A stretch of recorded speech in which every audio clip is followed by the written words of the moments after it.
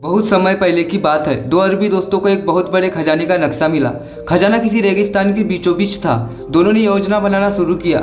खजाने तक पहुंचने के लिए बहुत लंबा समय लगता और रास्ते में भूख प्यास से मर जाने का भी खतरा था। बहुत विचार करने पर दोनों ने तय किया कि इस योजना में एक और समझदार दोस्त को शामिल किया जाए ताकि वे एक और ऊँट अपने साथ ले जा सके जिस पर खाने पीने का ढेर सारा सामान भी आ जाए और खजाना अधिक होने पर वे उसे ऊँट पर ढो भी सके। पर सवाल ये उठा कि चुनाव किसका किया जाए। बहुत सोचने के बाद मोहम्मद और रिजवान को चुना गया। दोनों हर तरह से बिल्कुल एक तरह के थे और कहना मुश्किल था कि दोनों में से अधिक बुद्धिमान कौन है। इसीलिए एक प्रतियोगिता के जरिए सही व्यक्ति का चुनाव करने का फैसला किया गया।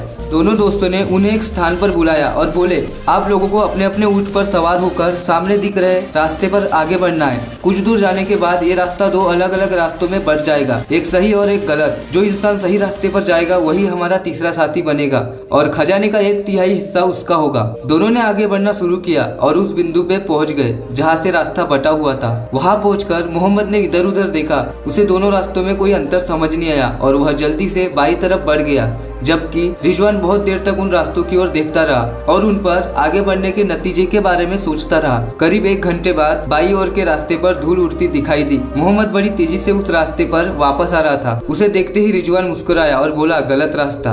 हाँ शायद, मोहम्मद ने जवाब दिया। दोनों दोस्त छुपकर यह सब देख रहे थे और वे तुरंत सामने आए और बोले, बधाई हो। रिजवान ने फौरन जवाब दिया, शुक्रिया। दोनों दोस्त एक साथ बोले, तुम्हें नहीं, हमने मोहम्मद को चुना है। रिजवान गुस्से में बोला, पर मोहम्मद तो गलत रास्ते पर आगे बढ़ा था, फिर उसे क्यों चुना जा रहा है? क्योंकि उसने पता लगा लिया कि कौन सा रास्ता गलत है और अब वो सही रास्ते पर आगे जा सकता है, जबकि तुमने पूरा वक्त बस एक जगह बैठकर यही सोचने में गवा दिया कि कौन सा रास्ता सही है और कौन सा गलत। समझदारी किसी चीज के बारे में जरूरत से ज्यादा सोचने में नहीं, बल्कि एक समय के बाद उस पर काम करने और तजुर्बे से सीख लेने में है। दोनों दोस्तों ने अपनी बात पूरी की।